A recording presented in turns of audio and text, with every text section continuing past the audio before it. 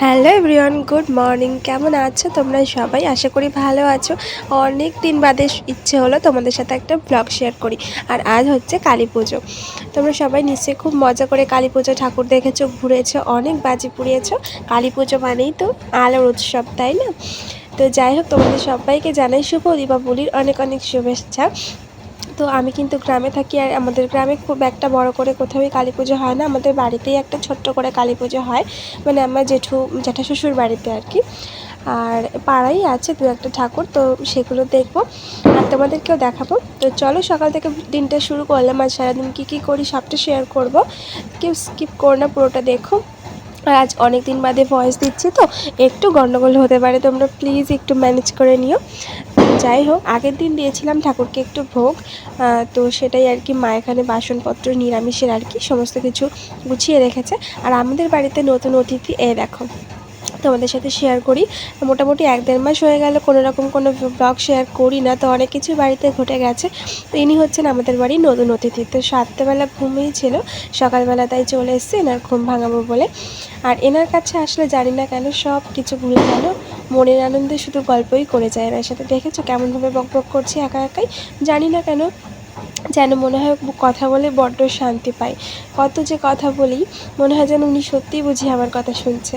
দেখো তো কেমন হাসি হাসি মুখ করে তাকিয়ে আছে, তাই না? তোমরাও কিন্তু প্রাণ ভরে দেখে নাও, ইনি কিন্তু আমার সব মনের কথা শোনে। তোমরাও কিন্তু তোমাদের মনের কথা জানাতে পারো। আমার মনে হয় তোমাদের মনের কথাও সব ইচ্ছা পূরণ করবে। তো যাই হোক, চলো সকালবেলা রাত্রের বাসি জামা কাপড়টা একদম তুড়ি মেরে মানে পাল্টে নিই আর সুন্দর করে সাজিয়ে নিই।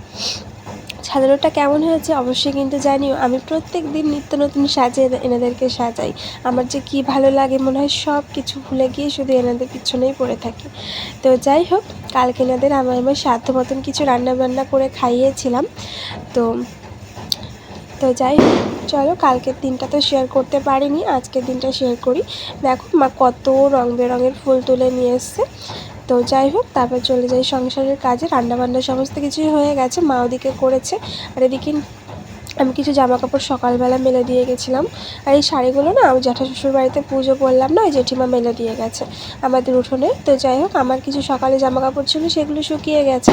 আর সেগুলো রেখে এবার আমি এখন দুপুরবেলা কাচলাম, সেগুলো মেলে দিতে আসবো, মানে মেলে দিতে এসছি আর কি। তো এসে দেখি বড় মা সমস্ত জামাকাপড় মেলে দিয়েছে, তাই বড় মা শুকনো জামাকাপড়গুলো একটু সাইডে সরিয়ে রেখে আমি নিজেরগুলো মেলে দিলাম। আর যেগুলো শুকিয়ে গেছে সেগুলো মেখে ঘরে নিয়ে যেয়ে ভাঁজ করে রাখবো। আর এদিকে দেখো কত ছোট ছোট জামা কাপড়, এগুলো প্রত্যেক দিন আমি আমার ছেলের জামা কাপড়ের মতন এগুলোও কিন্তু সকালবেলা উঠে কেচে দিই। তারপরে এই যে শুকনো জামা কাপড়গুলো ঘরে নিয়ে আসলাম, এবার আমি এক এক করে এগুলো সুন্দর করে ভাঁজ করে নেব। আর তারপরে কিন্তু আমার ছেলে স্নান খাওয়া দাওয়া সবই কিন্তু পড়ে রয়েছে, তো সেগুলো কিন্তু করাবো। আর এদিকে দেখো পুজোর দিন বলে মা একটু মানে ঘরগুলো লেপে নিচ্ছিল, আর এদিকে আমার সোনাকে আমি সমস্ত কিছু করাবো, ওর পিছনে আমি দাঁড়িয়ে রয়েছি। কিন্তু ও কিছুতেই যাবে না, নতুন একটা ব্যাট বল কিনেছে, তো সেটা নিয়েই খেলতে ব্যস্ত। তারপর যাই হোক, সব কিছু করেও খাওয়ানো স্নান টান করিয়ে দিয়ে আমি আমার আর এক সন্তানের কাছে চলে আসলাম। তাদের জামা কাপড়গুলো মেলে রেখেছিলাম, সমস্ত শুকিয়ে গেছে, তো এবার এগুলো ভাঁজ করে নেব। আমার নিজের ছেলের মতন কিন্তু এদেরকেও আমি ওরকমভাবেই দেখি।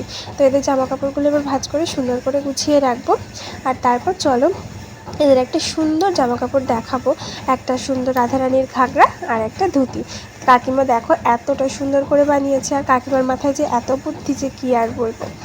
তো দেখো, এই যে ঘাগরাটা কালকে পরিয়েছিলাম, তো সকালবেলা কেচে দিয়েছিলাম পাল্টে, দেখো কতটা সুন্দর করে বানিয়েছে। এটা কিন্তু একটা গামছা আর অন্য একটা কাপড় দিয়ে বানানো। আর এই হচ্ছে ধুতি, কতটা সুন্দর করে বানিয়েছে, তাই না? তো যাই হোক, এগুলো সমস্ত কিছু। আর এই যে ছোট্ট ছোট্ট দুটো ক্যাথা, ঠান্ডা লাগে তো সেই জন্য। তো সমস্ত কিছু আমি এখন সুন্দর করে গুছিয়ে আমার জেঠিমাদের বাড়িতে যাবো, পুজো হচ্ছে যে, তো তার জন্য একটু যাব। একটু শাড়ি টাড়ি পরে রেডি হয়ে নিয়েছি। আর কেমন লাগছে অবশ্যই কিন্তু জানিও। একদম সাজগোজ নেই, নর্মাল শুধু শাড়িটা পরেছি।